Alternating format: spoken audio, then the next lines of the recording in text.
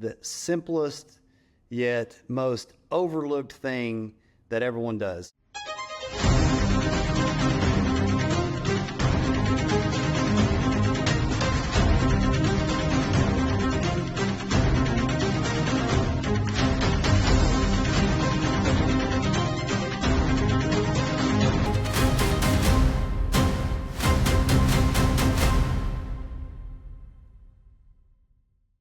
All right, welcome to Untapped with UpSmith, and I'm thrilled to be joined today by Chris Hunter, who's the Director of Customer Relations at ServiceTitan. Chris, great to see you. Hey, great to be on. Thanks for inviting me. It's really super to have you. We at UpSmith are building this podcast to have contractors get access to the best thinking around growing their businesses and really tackling the labor productivity challenges that are out there, given the skilled worker shortage. So having you on as somebody that's such an expert here is really special. Thanks for your time. Yeah, I'm honored to be here. And actually, just a quick little update. So I know it says Director of Customer Relations, but actually I am the Principal Industry Advisor. So it's a little bit different twist. Let's go. Principal Industry Advisor. That's a pretty cool title, Chris. Yeah, principal. I didn't know what that meant. I'm like, well, heck yeah, sounds important. I'm just a contractor. I didn't know, but I'm enjoying the job. There you go. Well, we're going to do some principal advising on this call, talking about good things you're seeing and ways that can help contractors win. I thought it's always really fun to start with just someone's backstory, where they came from, why they got excited about what they're doing now. Do you mind starting with a little bit of your personal story and what led you to the career choices you've made so far?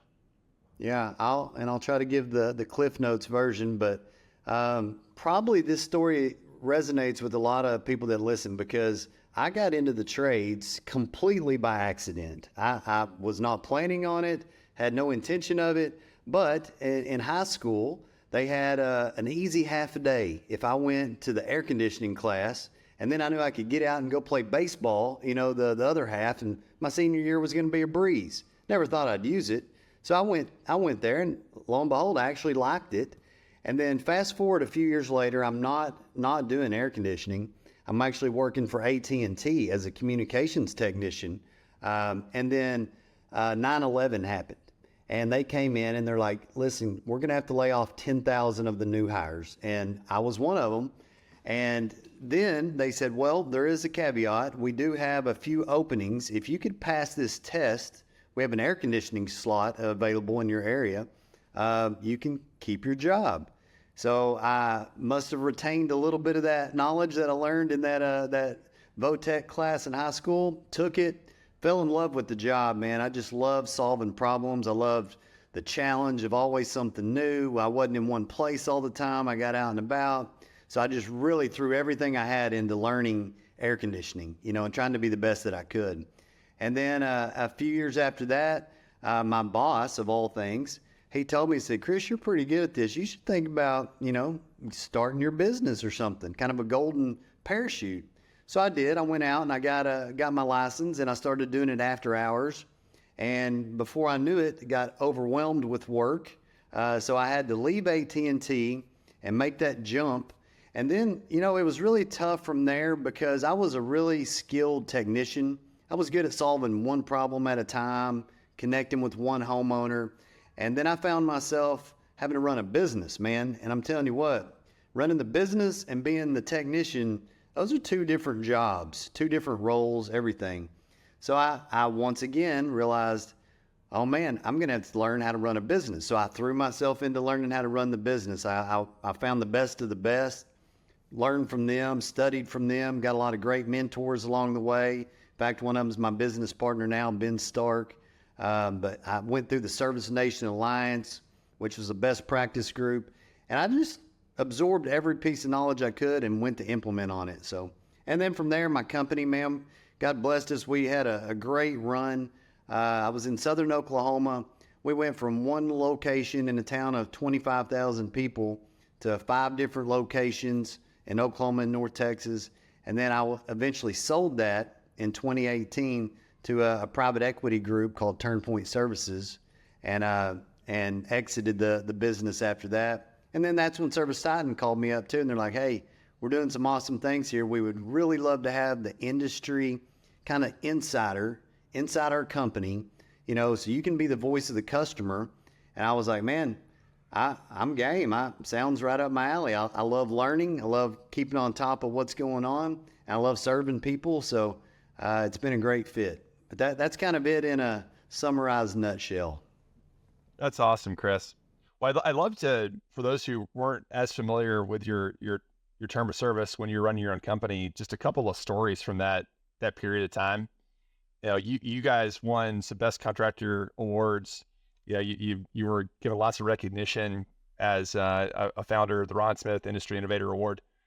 Can you reflect back on some anecdotes that you think really helped to capture what that experience was like? Yeah. So one of the biggest things was I heard John Maxwell, and he talked about the law of the lid. And this law of the lid, man, it just hit me to my core. I realized this was me. And it basically states that your leadership level is the lid on your organization. Your own and you're going to hit that lid. So unless you start to grow and learn and improve your own leadership level, you're going to be stuck. And I think this is why so many people do get stuck at a certain level. It's their lid, and they don't know how to outperform or outgrow that, or how to lift that lid. So John Maxwell talked about this leadership, and so I dove into that once again and started learning about how do I grow my leadership? How do I develop people? How do I make this happen? And honestly, after that and involving my team, that was the game changer. So there's really two levels of this. I mean, you got your people and your technology, the sides of the business, and learning how to become a better leader and then effectively serve and create other leaders on my team. That was really what lifted our lid and let us start to grow, as a company. So cool. Do you have a moment where you really feel like that transformed for yourself, where you could feel your lid rising? Yeah. I mean, so in the early days, everything goes through the small business owner. I feel like in most cases, so you're overwhelmed, you're stressed, the phone's constantly stuck to your ear. My kids, when they were younger, they paid the price for it. Daddy was always gone, working, busy. Even if I was off, my brain was never off. I was always having to think and do.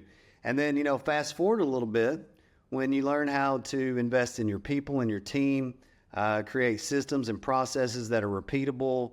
And now I can leave for many weeks, a year, and essentially I got to where I could not even come into the office, and the thing ran smoother than it did if I was there. So that was kind of being able to leave for months at a time. I was out one time 3 months with the back surgery, and this was kind of the aha moment, because I had a mentor tell me, he said, Chris, you've built it, you've built your team, you've got the systems, let them do it. And he said, and here's your other thing. When you go back, don't you pick up one single task that you've let go of that they're doing while you're gone. So when I came back 3 months later and the thing's still running very, very well, and I didn't have to take up any more tasks or take back any tasks that I was doing, that was a big aha, like, okay, this is what people talk about when they talk about freedom and building something that's repeatable and scalable. And it never would have happened if I wouldn't have started investing in those people and the systems and processes early on. How else did that back injury change your mindset?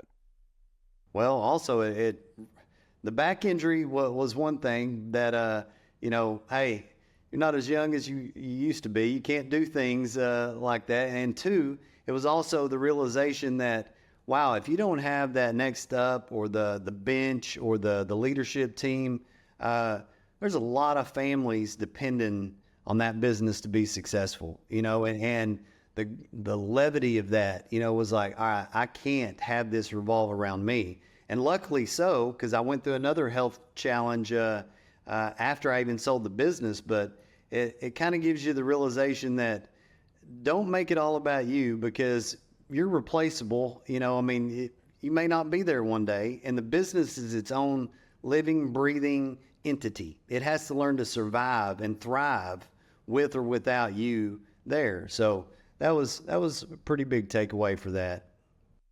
I appreciate that. And it's a good transition given your current role in helping serve people really well and realizing it's not about you. So would you share for folks a little bit about what a principal advisor does at ServiceTitan?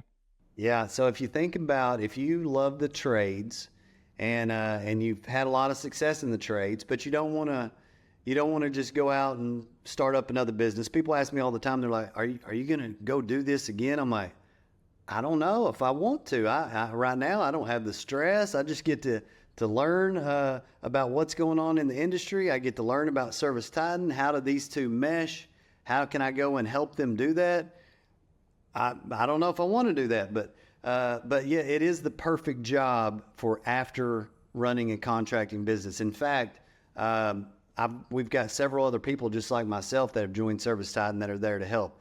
But you talk about a cool job. The reason being is ServiceTitan has freakishly smart people that are there. I'm talking next level. And I often say my greatest contribution to the whole thing is I just dumb the room way down. I'm like, all right, yeah, what you're talking about, this data science, this analytic, all this stuff, this code, that's awesome.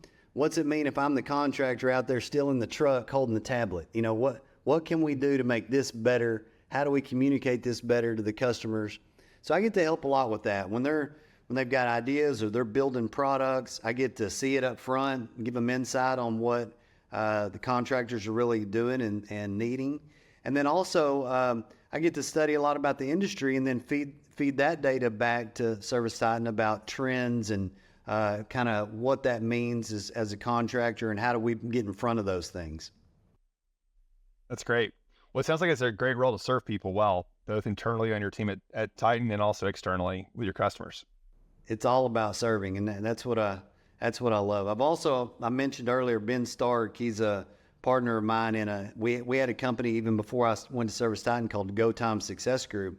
And Go Time is all about that as well. It's a training company for the trades. We've got a lab there in Hurst, Texas, where we develop technicians. They've got a big coaching team there where they help people with their businesses and their tech stack. So everything I do, I feel like it's kind of revolved around, that servant mentality. And man, it's amazing what happens when you give more of something. It tends to come back to you tenfold. So, I mean, if we serve people, then, oh my gosh, we've received countless blessings back. It's not just about the paycheck. I mean, it's the relationships and everything that we've got to encounter throughout our lives. We're just really blessed people to do what we do. That's right. That's great. I love that your signature line still is it's go time right now. I'm guessing that's a tie back to the work with Ben. Well, it is. And actually, it was even before that, and it came about by complete accident. We were filming a commercial at my old company, Hunter Supertex, and I love the team mentality, and we would have these commercials, and we were like a big football team, cheering before you run out of the huddle. And then at one point in time, after about 10 takes of this video, I scream out, "It's go time!" And everyone runs out the huddle, and they're, yeah, that type of thing, and it stuck. And then I got thinking about it. That really summed it up. Taking massive action, it's go time. It's kind of been my theme and how I found all of the success that I have because, a lot of people can want things. They can say they want to do it, but until you actually invest in learning something and then taking massive action on it, it's just not going to happen. So go time is kind of a rallying call for me and for those around me that let's go. Let's not just talk about it. Let's not just sit around and think about it. Let's take some action. Let's make some stuff happen. And some mistakes happen along the way when you do that. But I'd rather take the risk and fail than sit back and never have taken the risk at all. I love it. Well, you take that mentality to all the service work you do. I'm curious, when you're talking to contractors right now, what's the top pain point you're hearing from folks across the industry? Well, I mean, so right now specifically, everyone is all about this economy. So, and let me tell you why. What really happened was, it's not that bad. It's really not that bad. But what happened during the COVID era is we got really spoiled, and a lot of contractors got really, I hate to say, fat and happy but that's exactly what happened. So let me just paint a picture. For one, the business was essential, so people had to have the service. Two, the government came in, with these big PPE loans and all these things that were forgivable even, and so it kind of really stimulated specifically an HVAC or a business in the trades. A lot of them got this nice check they could invest in their business. And next, what happened was what no one could have predicted. Everybody was at home, so they all decided it's a great time to do projects. And what essentially happened was we pulled forward work into that era that should have even been done maybe right now and in the next couple years, but we pulled it forward, and everyone saw growth rates. The ServiceTitan did we study the growth rates across the board of ServiceTitan customers, and the average growth rate was 26%. So off the charts. And in private equity also, this is right after I'd sold my company, they were buying all these companies at this 26% growth rate and expecting that to continue. Well, last year, things got back to normal, and we dropped back down to about 6% growth rate. Now I think it's up to about 9 after our latest data, 9 or 10 right there, which before the COVID era, if you were saying, hey, I'm growing 10% year over year, man, that's a solid year. We'll take it. Let's go. So right now it's really not that bad, but a lot of contractors are just super hyper focused on it's not what it was. In turn, this kind of relates back to you. I feel like they've been a little hesitant to keep investing in their core asset, which is their people. So I'm even hearing and seeing a lot of people tighten up their purse strings, a little bit on wallet strings, whatever you call it, but on developing their people. And this is not what they need to do right now. The contractors that are still winning, because we're seeing, I think they called it a bimodal model. So we're seeing some contractors are just killing it still. They're just growing leaps and bounds. They're the ones still investing in their people and in their technology, their advertising and all this stuff. Then we're seeing another group that is struggling, man. They're down. They're saying call volume's off. They can't understand it. But then when you dig in and talk to them, like, okay, but what are we doing to take some action on this? Are you still investing in your people? Are you still training? Are you still really focusing in on how you're maximizing your software to gain all these optimizations? And oftentimes they're not. And so that's why we're still seeing the growth rate kind of right in the middle, but we do see the extremes. I'm trying to encourage contractors, let's stay on the upside. Let's stay on that high mode that's out there and really take this thing by control. But that's the biggest thing. They're all kind of worried about the economy, but I feel like it's getting back to perceived normal per se. Yeah. Well, I really glad you mentioned that. There was a podcast you did on the ServiceTitan Tools of the Trade podcast a couple weeks ago, and it was focused on how to keep profits high when customer spending is low. So the dynamic you just alluded to. And your colleague, Deanna Kawasaki, mentioned that bimodal distribution where you have some contractors who are finding success despite the headwinds because they're making really thoughtful investments operationally in how they work. And there's other folks that are on the left side of that bar that are struggling. And so I thought that could be a cool place to dig in.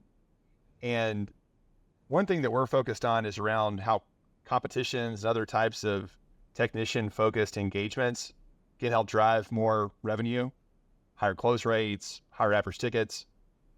I'd love to learn, what are some ways you've seen competitions help service contractors grow productivity and help them win, get into that right side of the tail? Well, the competition thing is interesting, man. And because if it wasn't that long ago, and if anyone's been in the trades for maybe over 10 years, they'll remember this. It wasn't that long ago that a technician, if they went to work at a place, the employer essentially had the upper hand. I'm going to say the upper hand, here's what the pay is. Here's your hours. We're going to work lots of overtime. We're going to, it was all about the employer. I hate to say that. And the technician didn't have a lot of options. Fast forward till today or the last several years, it's a different world, man. we got a different workforce. Not saying they're better or worse. In fact, they're probably better, but we've got to learn how to adapt to their style and their needs and their wants to let them thrive. But it's no longer this command and control type of scenario, and because they could leave your shop today and go to the next door shop and have a job and probably make more money, so it's got to be something more to keep them engaged. And this is where I love the competitions or the incentivization, or really just learning what's most important to that team member and learning how your job as the leader is to connect the dots to what's most important to them and your company goals, and how you can make these two match. Then that's the sweet spot. That's what I think is going to keep them engaged. And for a lot of people, the competition is it. I mean, you've heard me say it. I say it all the time, but what gets measured and recognized gets repeated and improved. So, if we're finding a way to measure what's most important to the company, we're recognizing that in the employee that achieves that, and showing them how that can help them accomplish their goal, then man, guess what? It's like magic. They're going to repeat it and they're going to keep improving it. So competitions are a great way to do that. I do think competitions too tend to drive the A player. So if you think about a team full of players, we want as many A's and B's as we can. Yeah, we've got some C's, and hopefully if you got any D's or F's, you've promoted them to go work for your competition. But if not, we got to figure out, you can't take a highly driven, winning person and not give them some sort of challenge. They're going to burn out. They're going to get flat. Then they're going to go look for another new opportunity. I've even done a lot of studies on this where there's a big S curve, and the top of the curve is when they are at their peak performance. They're doing great for the company, but if you don't re-engage them, they will slowly fall off. And this is why a lot of people, they see that, man, that guy used to be my top performer, but you know what? Here lately, he's just doing okay, and he's feeling more entitled. He's asking for more things and stuff, but he's not performing like he used to. Well, they probably didn't re-engage them in any type of challenge and stuff like that. And I went to a seminar one time, and it had the captain of, I forget which ship. It was like a naval ship or whatever, but he took the worst ship and he turned it into the best ship. And then it was an amazing turnaround story. But then after 2 years, they switched him out. And I was like, why would anybody do that? Why does the military switch people out after a couple years of doing that? And then this study came up, and he even mentioned it as well. He's like, winners gotta keep being challenged, and if they've got something, they've got it established, they got it running, it's time for them to go on to the next challenge so they can do it again. So the military knew something. That's why they changed those people out. They wanted to keep those top performers engaged and keep things fresh. So hopefully, I know your program does a great job of tying all that in. Yeah, no, I love that you mentioned the naval story too. The thing that was, and I think if I recall the one you're talking about, there was this captain, Michael Abershoff, and he took command of this. Yep. He took command of one of these destroyers that was, to your point, one of the worst performing ships. And when he got there, the culture was so weak. It was a situation where people were kind of sullen, they were kind of resentful, ready to get out of the Navy. By the time he left in 3 years, it was the highest performing ship. Retention was off the charts. He did the whole thing without changing the team. Yeah. So it wasn't as though he was able to fire some folks and hire new ones. And so what's interesting with that story is it's about changing culture through raising expectations and then delivering for people so that changes. And I appreciate you mentioning some of the work we're doing at UpSmith around this topic. I'd love to share with our listeners something you shared with me, which is what you're seeing in the data around best practices, that if you can reward people for performing those best practices in the right way, the right time, every time, how much it can change performance. Two that you've mentioned to me before that I think really resonate with our listeners. One would be around multiple options for service to a homeowner, and the second being around the power of financing. Yes. So to the extent you're open, I'd love to learn from your experience how you see that playing out.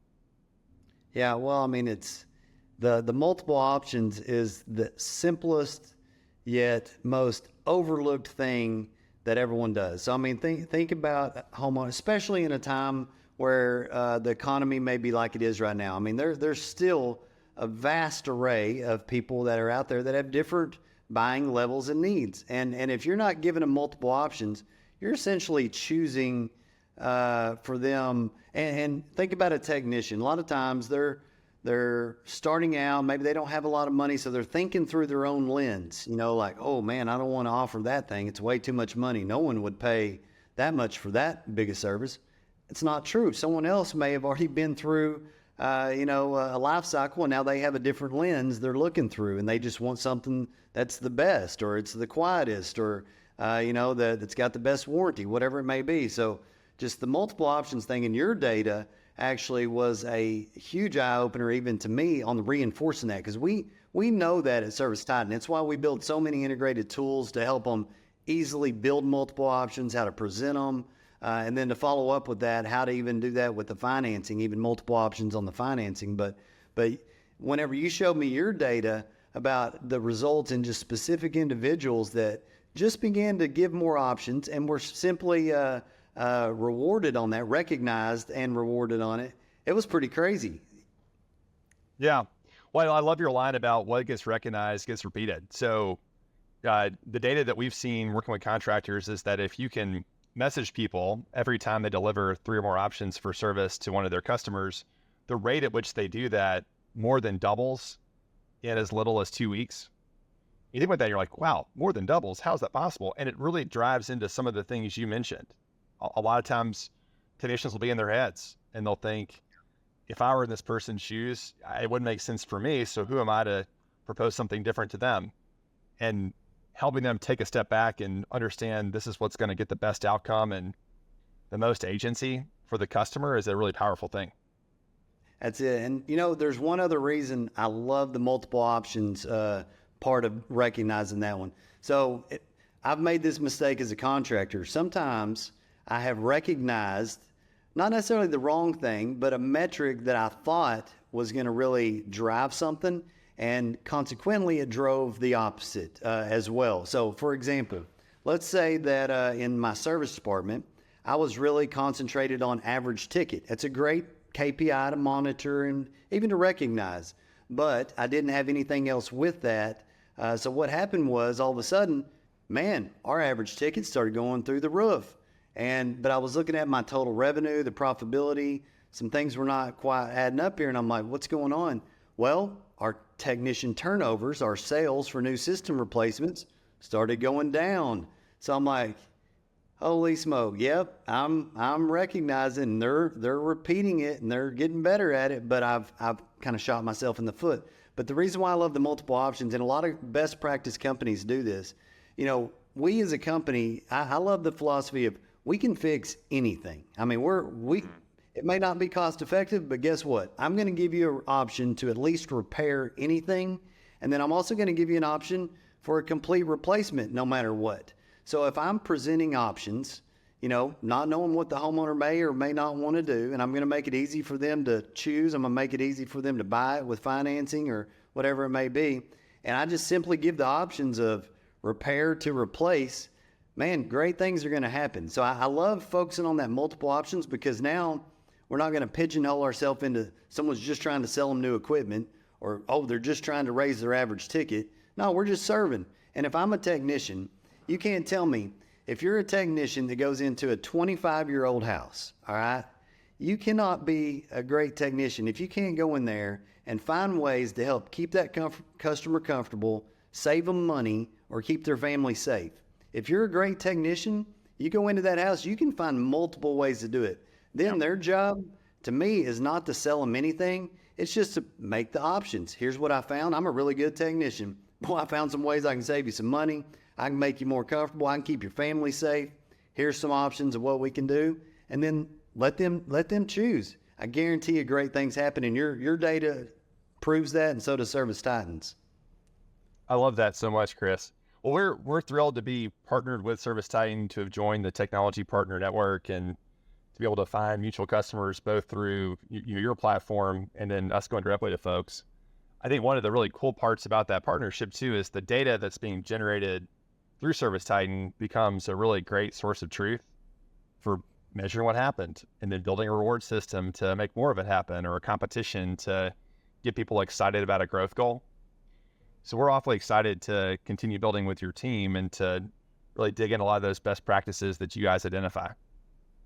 Well, man, and looking at it, it's really cool what you do with the data too, because I mean, honestly, so a lot of times people have a complaint. They're like, man, this data, there's too much of it, or it's not accurate. It's not the case. It's sometimes trash in, trash out, so they got to have their workflows correct to actually know how to get the data in there correctly. But then after that, what are you going to do with it? Sometimes they get data overload. So what I loved about what your program did, how easy it made it was, okay, you don't have to do anything else with the data. We're going to get it, and then we're going to make it really easy to digest and to take some action on to help your team out. So well done, buddy. Well done. Well, a lot more work to do. But Yeah. I think your point there about serving people well by designing the product to be intuitive, super easy to use, not requiring a new workflow, those are really important design principles to make it sing. That's it, man. That's it. The people, we're a TikTok society today. I hate to say it, but we're a very short attention span. So if anything requires too much, study, implementation, it's where we see even challenges at ServiceTitan, with customers onboarding. It takes some work to implement a whole software system. But so you're a program that makes it you don't even have to think about it. We got it. I love that, because that's essentially what I think most contractors are looking for. We want to serve them super well.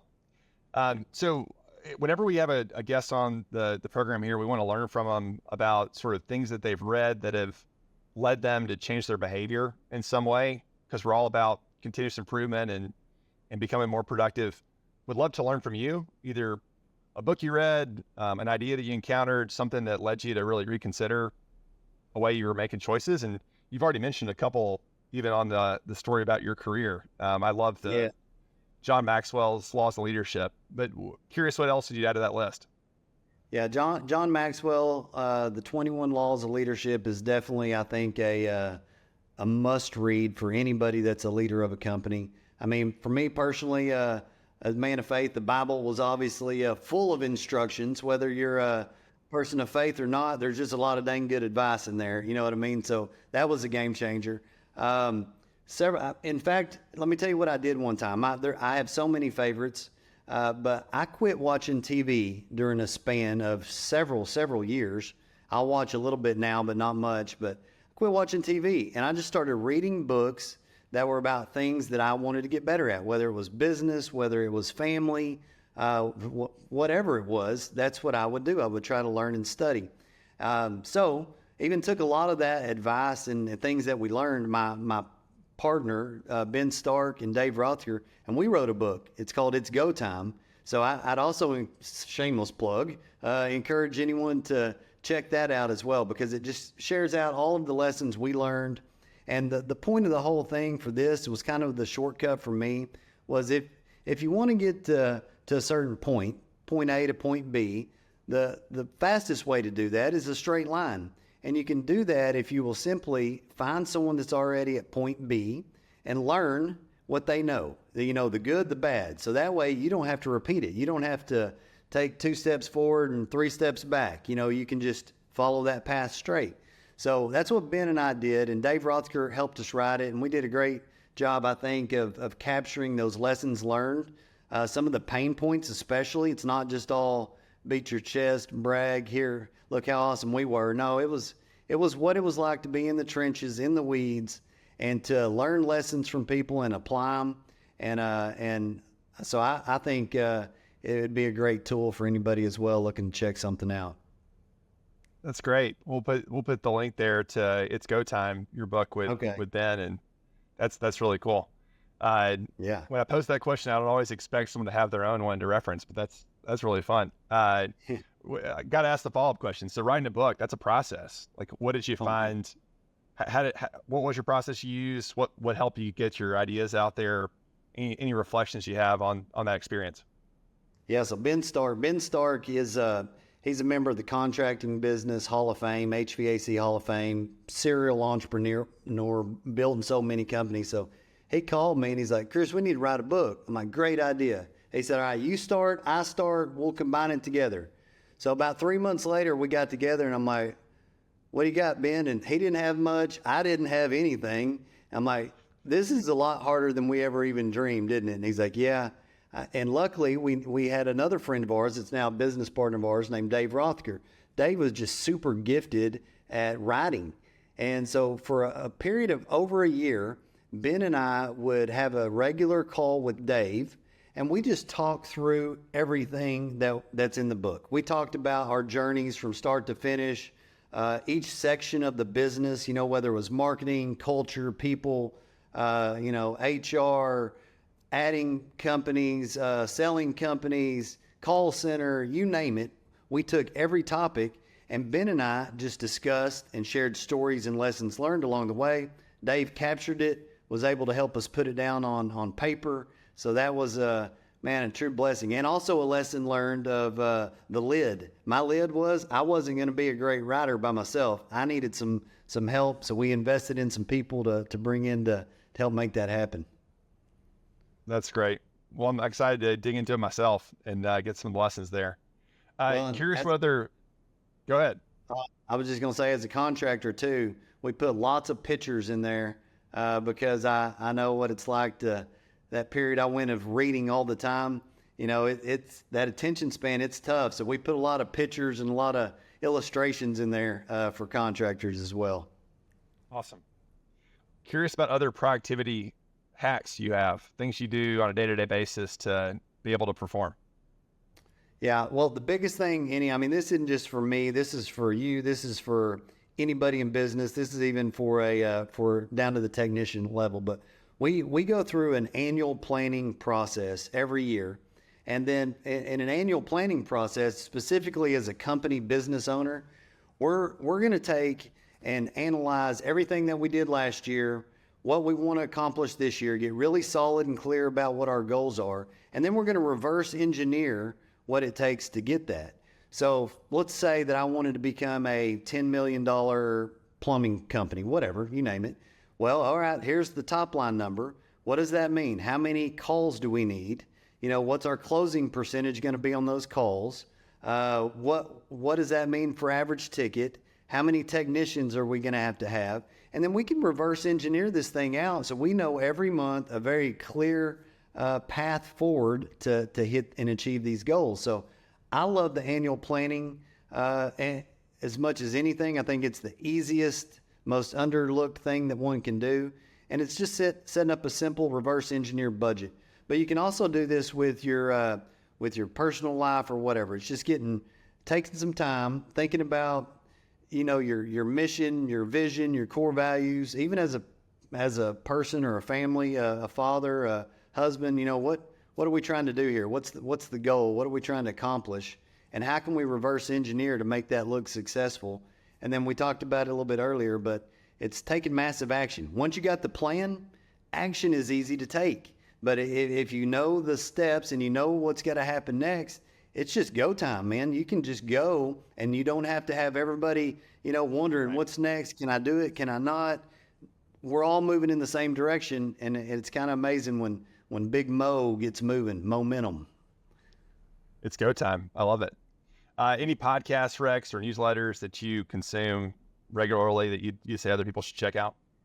Yeah, so obviously the Tools of the Trades podcast I'm partial to just because I know them well at ServiceTitan. But my personal favorite is the Craig Groeschel Leadership Podcast. The guy's, he's chock so full of wisdom, and he breaks it down into very actionable steps, downloads a leader guide with it that's and it's nice and short and sweet. But that's kind of my definite go-to. I also like the Rhino podcast just because it's got so many industry great people on there, and I love learning from what everybody's doing as well. But so that's some pretty good ones. Awesome. We'll check out both. And then to close things out, ways that our listeners can find you online or support you with different projects you have going on right now, what would be the best way for them to check you out? Yeah, so the easiest easiest thing is, I mean, with ServiceTitan, so I wear multiple hats, right? So sometimes I confuse people, but ServiceTitan is easy. If you go online and you accidentally type anything, poof, ServiceTitan's going to come up, or you're going to see an ad. If you see this thing, next thing I know, you're going to be targeted with an ad. I guarantee it. But they're just really, really good. So, but if you'd love to even get in touch with me personally, email is so easy. It's just chunter@servicetitan.com. I'd love to connect with you and go from there. But then also at gotimesuccessgroup.com, I've got some stuff on there, and we got a full team there that loves helping the trades and the industry. So love to connect with anybody through that as well. Great. And if you love fishing, you can just look at my personal Facebook page or my TikTok, because I do love some fishing, and the trades have blessed me and my wife tremendously. And now we get to spend a whole lot of time out on the water catching fish. I love it. It's like Bill Dance on the podcast. That's good. Yeah. Well, Chris, you're generous to be with us. Grateful for your friendship and for the chance to collaborate together to serve people. Thanks for all the lessons you shared today, and we're excited to keep those going and share them with more people. Man, you keep up the good work, buddy. I love seeing what you're doing, and thank you so much for letting me to come on and play a little small part in this. Absolutely. We'll catch you next time on Untapped with UpSmith. Take care.